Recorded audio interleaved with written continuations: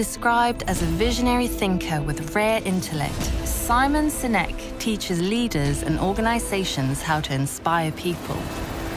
A trained ethnographer, Sinek is fascinated by the people and organizations that make the greatest lasting impact on the world. Over the years, he's discovered some remarkable patterns about how people think, act, and communicate, and the environments in which people operate at their natural best. Most known for popularizing the concept of start with why, his talk on this topic is the third most watched talk on TED.com of all time. A New York Times best-selling author, Sinek is author of Find Your Why, Leaders Eat Last, and his latest book, The Infinite Game. Let's welcome Simon Sinek to the summit stage.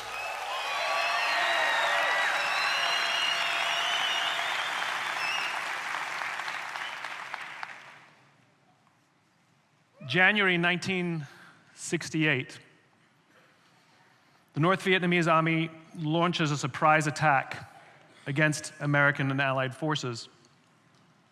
They throw 85,000 troops at over 125 targets that day. The Americans were caught completely by surprise. Many of the commanding officers weren't even at their posts. They were in town celebrating the festival of Tet. This was the Tet Offensive. Tet is the Vietnamese equivalent of Christmas. And for decades, there was a tradition in Vietnam that there was never any fighting on Tet, much like the ceasefires in Christmas in World War I. But in this January 1968, on this Tet, the North Vietnamese decided to break with tradition with the hope to overwhelm the American forces. Here's the amazing thing. The Americans repelled every single attack on that day, every single one. Most of the major fighting had ceased after about a week, and after that week, the Americans had lost fewer than 1,000 troops, a few hundred troops.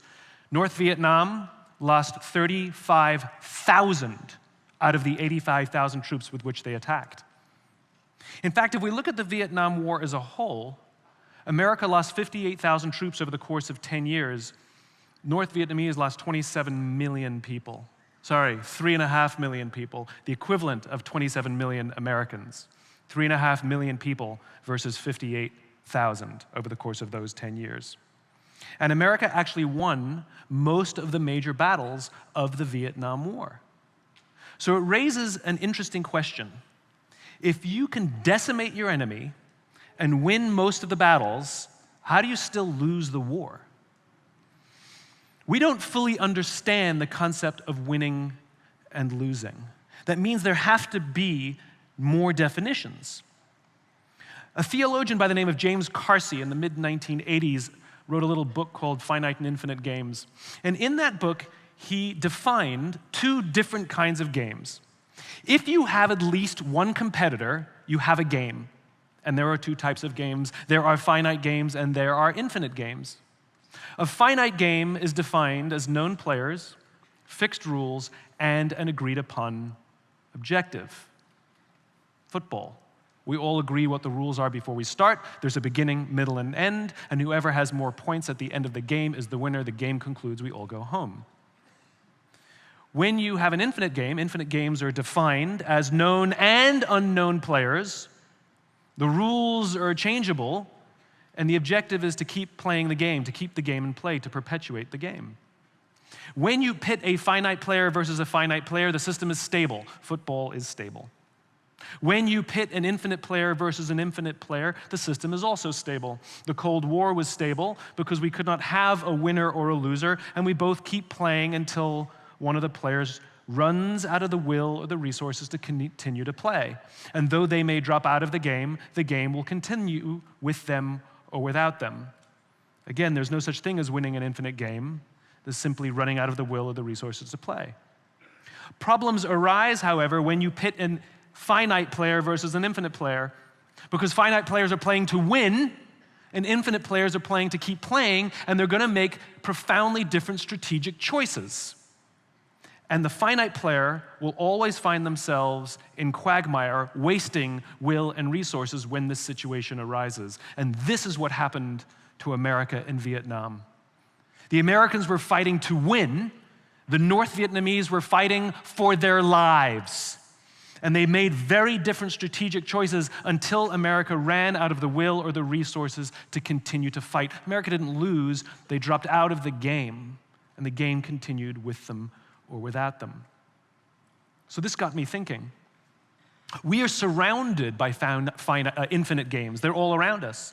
There's no such thing as winning business. There's no such thing as winning your career. There's no such thing as winning life. Infinite games are a part of our existence. The problem is, most of us don't know how to lead in an infinite game. We only know how to lead in finite games. The way we run our organizations is to beat our competitors, to be number one, to beat everyone and to be the best. The problem is there's no such thing.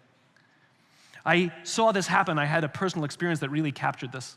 I spoke at an education summit for Microsoft. I also spoke at an education summit for Apple. At the Microsoft Summit, the vast majority of the executives spent the vast majority of their presentations talking about how to beat Apple. At the Apple Summit, 100% of the executives spent 100% of their time talking about how to help teachers teach and how to help students learn. One was obsessed with where they were going, the other one was obsessed with beating their competition. Guess which one was in quagmire, guess which one was racing through the will and the resources to continue to play. So at the end of my talk at Microsoft, they gave me a gift, the new Zune, when it was a thing. The Zune was Microsoft's answer to the iPod. And this little piece of technology was absolutely fantastic. It worked flawlessly, it was beautifully designed, it was simple. The user interface was incredibly user-friendly. So I'm sharing a taxi with a senior Apple executive after my Apple talk, employee number 54. And I couldn't help myself, I just had to stir the pot. So I turned to him, I go, you know, Microsoft gave me their new Zune. It is so much better than your iPod Touch. And he looks at me and he says, I have no doubt. And the conversation was over.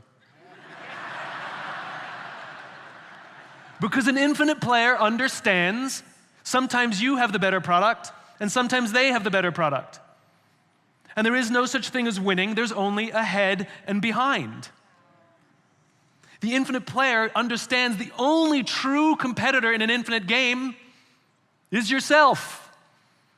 How do we make our products better this year than they were last year? How do we make our customer service better this year than it was last year? How do we make our culture stronger this year than it was last year? The only true competitor in an infinite game is ourselves. There is no being number one, there's no being the best, and there is no winning. It does not exist because we have no agreed upon timeframes and we have no agreed upon objectives. So it raises the question, if leading an infinite game is profoundly different than leading a finite game, we use sports analogies to talk about our businesses. It's not the same. Then the question is, how do you lead an infinite game? There are 5 things that we have to do. You need all 5. If any drop off the list, you slide back into the finite game. Number 1, you have to have a just cause. Number 2, you have trusting teams. Number 3, you have to have a worthy rival. Number 4, you have to have existential flexibility. And number 5, you have to have the courage to lead. Number 1, just cause. If we listen to the visions of so many organizations, how are they written? Be the best, be number 1, offer the best products at the best possible price, offering our customers the greatest value, except we don't have agreed upon metrics and we don't have agreed upon timeframes, and there's no such thing. A true just cause is a cause so just, we would be willing to sacrifice in order to advance this just cause. That could mean saying no to a job that pays me more money because I believe in this, I feel like I belong here. It could mean working late nights. It could mean missing family dinner. It could mean taking business trips away from our families because we believe so much in this and we're willing to sacrifice something in our personal lives to advance this just cause. One of my favorite just causes is written down in the Declaration of Independence. the document that the American founding fathers wrote in order to declare why the United States needed its own nation. And in that document they wrote, they set out to revolt, to have a revolution based on the simple idea that all men are created equal, endowed with these unalienable rights, amongst which include life, liberty, and the pursuit of happiness. This cause inspired them and were willing to sacrifice their fortune, their lives, and their honor, as they wrote in the Declaration of Independence. And what's so important is that winning the finite games that are contained within the infinite game does not mean that the cause is over. The cause is literally infinite. We will never actually get there, but we will die trying. That is the point. And simply winning the revolution didn't mean that the cause was over. It means we still had a long way to go. We simply had removed one of the obstacles. And let's be crystal clear. When they wrote those words, they were talking about Protestant white men. And they thought, well, probably a good idea to include Catholics. So even in George Washington's time, he banned the organizing against Catholics in his armies, and he would regularly attend Catholic services in order to send a message that this was inclusive. And after the revolution was won, we continued down that path of trying to promote all men are created equal. We abolished slavery. We introduced women's suffrage. We had civil rights and gay rights and education and the ability for anybody to start a business or get health care or buy a home.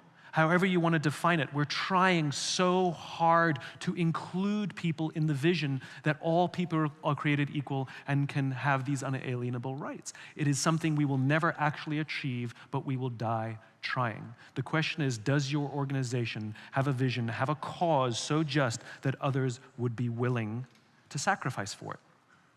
I have a little test for you that you can take your vision statements and you can test it against this idea. First of all, it has to be in the affirmative. You can't stand against something, you have to stand for something. It has to be positive. And you have to achieve 3 little tests. Number 1, it has to be resilient.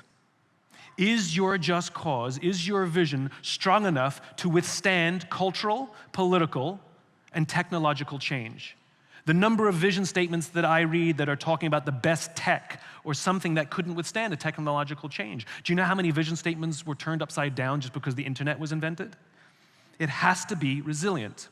Number 2, it has to be inclusive. That means it has to serve as an invitation to anyone who would like to contribute. So if you say something so idealistic and so beautiful that other people say, I would love to be a part of that, there is a place for them to play. So often, vision statements are written based on the engineering or something like that, which basically means it's fantastic if you physically are involved in the building of the product, but if you're back office or in marketing or in sales, you feel like a second-class citizen in your own organization, sometimes treated like a second-class citizen. It has to be inclusive. Anyone who believes in the vision should believe and should feel that they play a powerful role in the advancement of that just cause. And here's my favorite one. It has to be service-oriented. That means the primary benefit of anyone's contribution has to go to others than the contributor. In all kinds of relationships, there's always a contributor and a benefactor. If we go to our boss for advice and ask for career advice, then that advice should serve us, not them.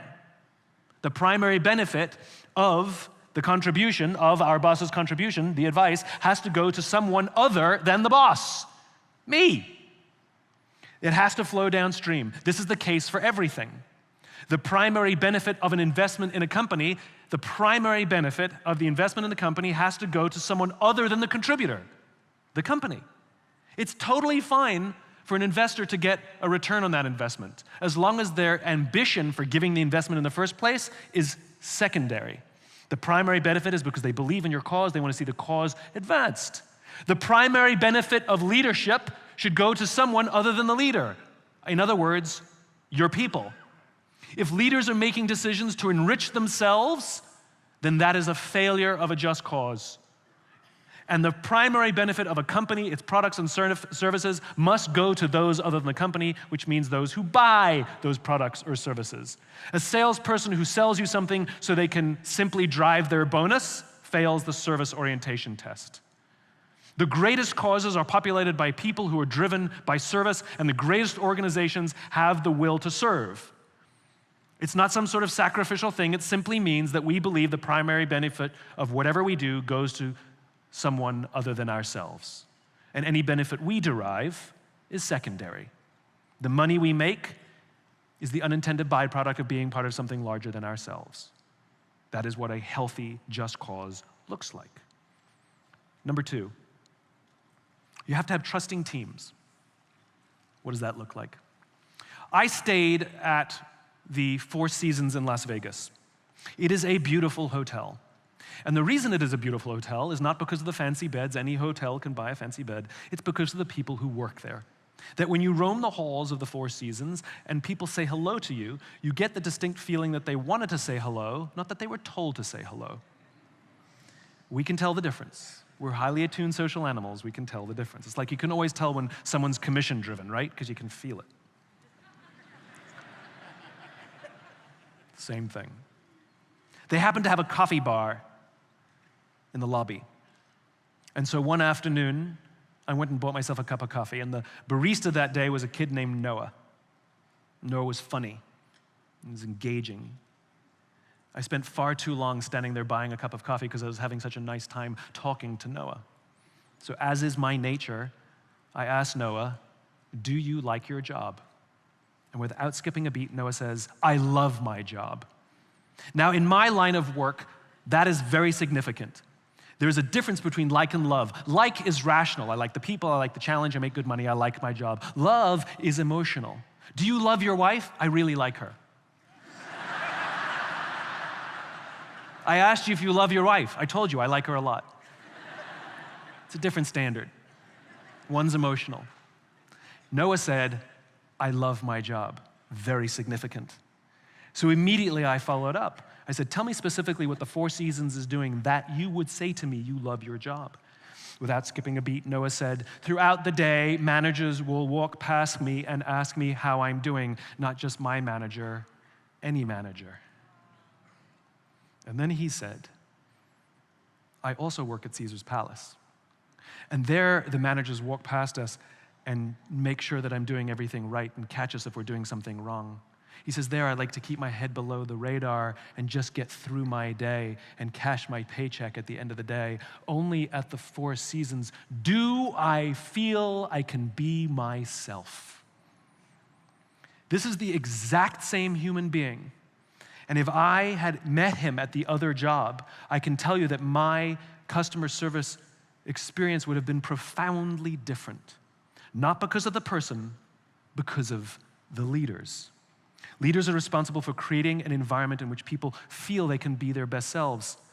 All the time, I can't tell you how often I get the question, "Simon, how do we get the most out of our people?" They're not a towel that we wring. It is a flawed question that even if you get the right answers, you're going to get the wrong direction. The correct question to ask is, how do I create an environment in which my people can work at their natural best? If you can do that, you will produce something called trusting teams. Trusting teams is an environment in which people feel safe enough to raise their hand and say, "I made a mistake." They can say, "I need help. I don't know what I'm doing. You promoted me into a job that I don't feel qualified. I need more training. I'm having trouble at home. It's affecting my work. I'm scared."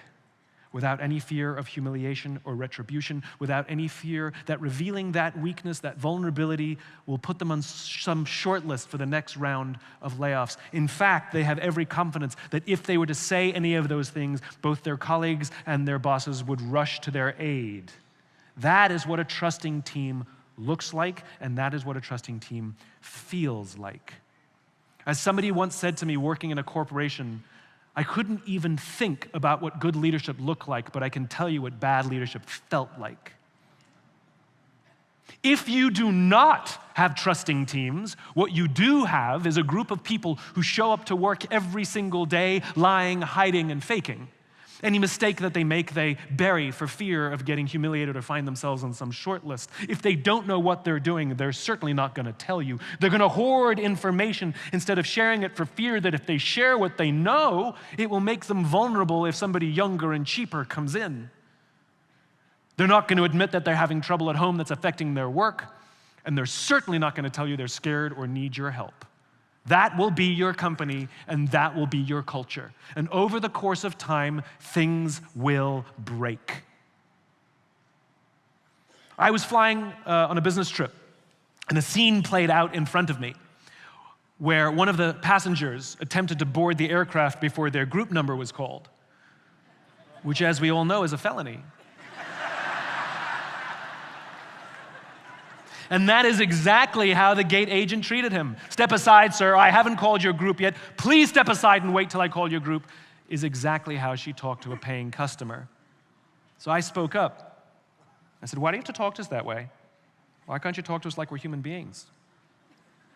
And she looked me in the eye and said, "Sir, if I don't follow the rules, I could get in trouble or lose my job." All she revealed to me is that she does not feel safe in her own organization, and her leaders do not trust her to do the job for which she's been trained to do. And guess who suffers? Customer and company. She's more preoccupied with protecting herself from her own company than she is helping the customer protect themselves from whatever's going on in the outside world. Her preoccupation is herself, not us, not the company. The reason we love flying Southwest Airlines, for example, is not because they have some magical formula to hire all the best people. It's because the people who work there feel safe in their own organizations and feel that their leaders trust them to do the jobs for which they've been trained to do. We do not trust people to follow rules. We trust people to know when to break them. We trust people to be aware of the infinite game, and even though they are given finite targets and finite roles to play, I know that that gate agent had to get that plane out on time. That is a finite game. There's a beginning, middle, and end, and once it's done, she'll do it again. I understand that, but it's in the context of the infinite game. That airline hopes to keep in business for as long as possible, if not forever, if possible.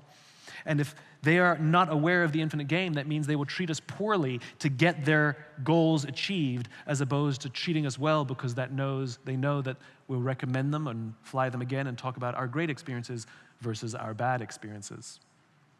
The infinite game is bigger than simply making the goal. It's about being able to sustain the will and resources to stay in the game for as long as possible. You have to have teams that trust each other and trust their leadership. That is the leader's responsibility. Number 3, you have to have a worthy rival. There's another guy who does what I do. He writes and speaks, and he's in my space. He's very, very good at what he does. He's very, very smart, and his work is unbelievably high quality. I hate him. There's no reason why I hate him. He's always been charming and nice to me. And his work is exceptionally good, and I agree with it all. I just hate him. And I'll go online, and I will check my book rankings, and then I'll check his. I don't check anybody else's. And if he's ahead, I'm mad. And if I'm ahead, I'm smug. We spoke together at the same event, and I don't mean one after the other, I mean on the stage at the same time. And the interviewer thought it would be funny if we introduced each other. So I went first. And I turned to him and I said, "You make me very insecure." I said, "All of your strengths are all of my weaknesses. And every time you do something, you remind me that I've got a lot more to grow. I've got a lot more to do." And he turned to me and he said, "Funny, I feel the same about you." I had mistakenly viewed him as my competitor. I had mistakenly created a finite game where there was none.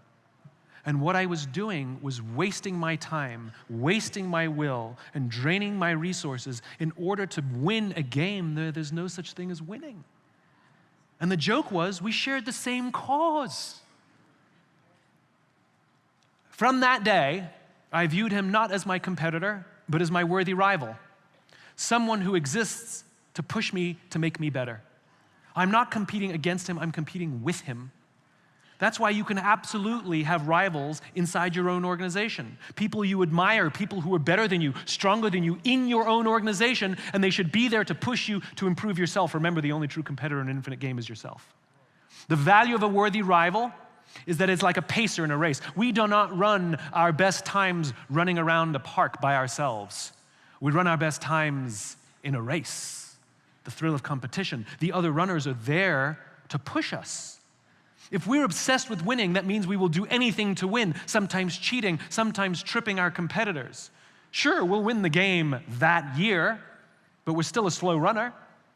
It's better to lose the game, learn where we can be better, and come back again and again and again and again. It's important. We can have personal rivals, individuals who sometimes intimidate us, that we have these weird hatreds for, that if we can reconfigure that it's not a competition, it's actually a rivalry, they'll push us to be better versions of ourselves. We can also have tactical rivals, which are other companies out there that do something better than us that make us go improve our product. That's all. It happened. How many of you have been to Universal Studios and been on the Harry Potter ride? It's fantastic. It's fantastic. And even as soon as you start the line experience is amazing. Things are moving and pictures are smiling at you. You're standing in line. The ride's only like 2.5 minutes. The line is an hour and a half. But it's amazing. And Disney is looking over at this and thinking, well, that's good, because their lines are just metal barriers that you stand in for an hour and a half with screaming children in 110 degrees waiting to get on the 2.5 minute ride. And so Disney started fixing their line experience. That is a tactical improvement. Is it a huge existential rivalry? No. Somebody made their product slightly better than yours. You think to yourself, that was good. And you improve your product, and you move on. That's a tactical rivalry. And then you have the big ones. The existential rivalries.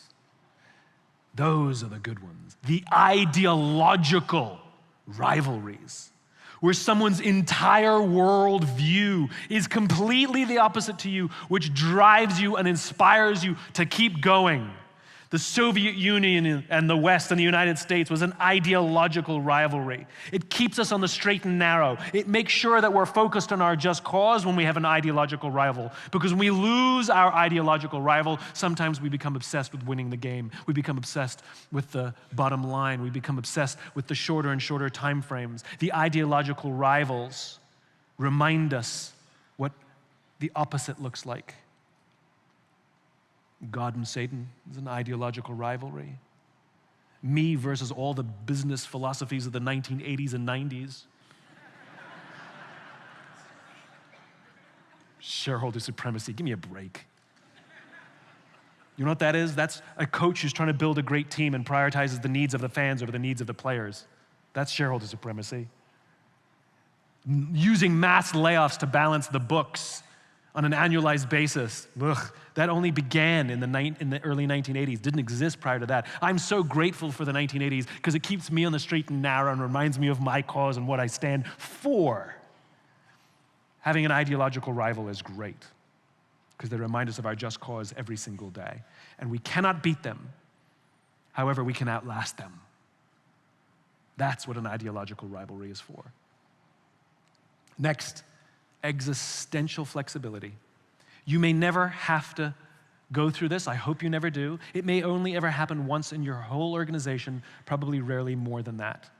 That when your entire business model is challenged, to advance your just cause, would you be willing to blow up your own business? Steve Jobs had a just cause.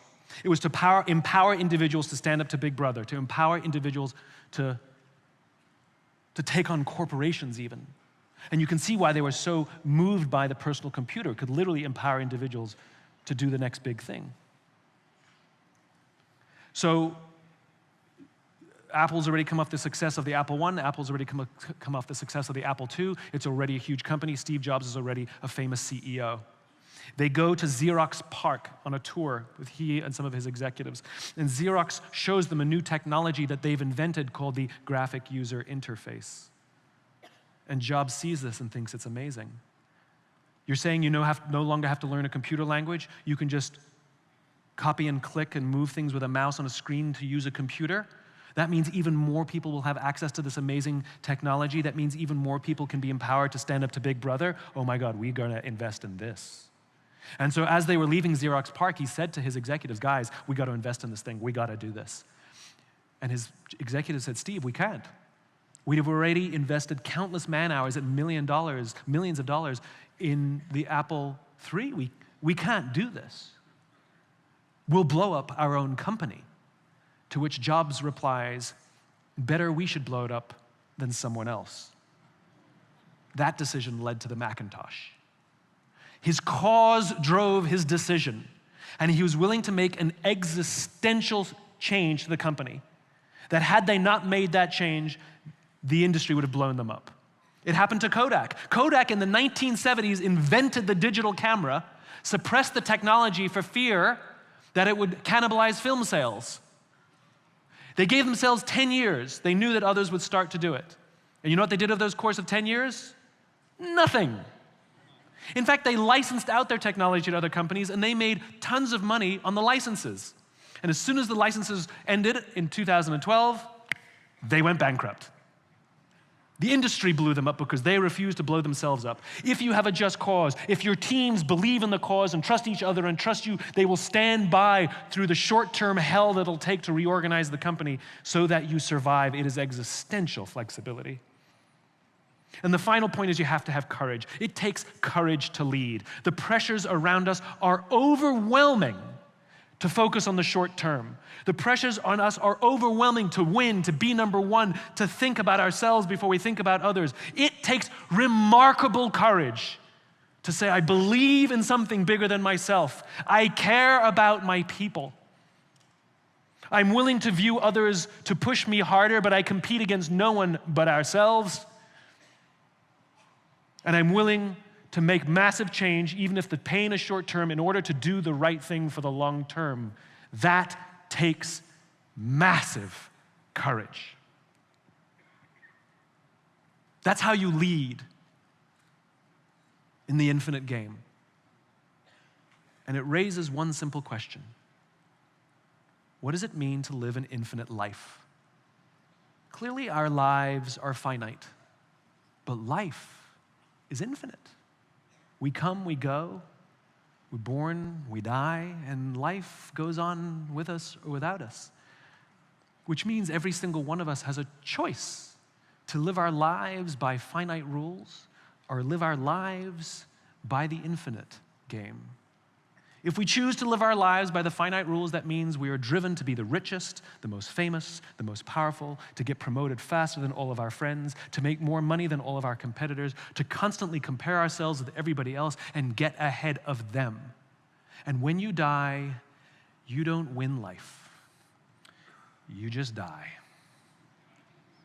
Or we can choose to live our lives as if we understood the way infinite games exist. We have a cause that we believe in. We build trusting teams around us. We take care of our friends. We take care of our families. We live a service-oriented life. And when we pass, others will say, this organization is better because you worked here. People will say of us, I am who I am in part because you were in my life.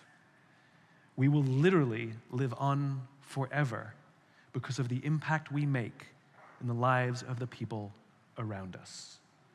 This is what it means to lead in the infinite game. Thank you very much.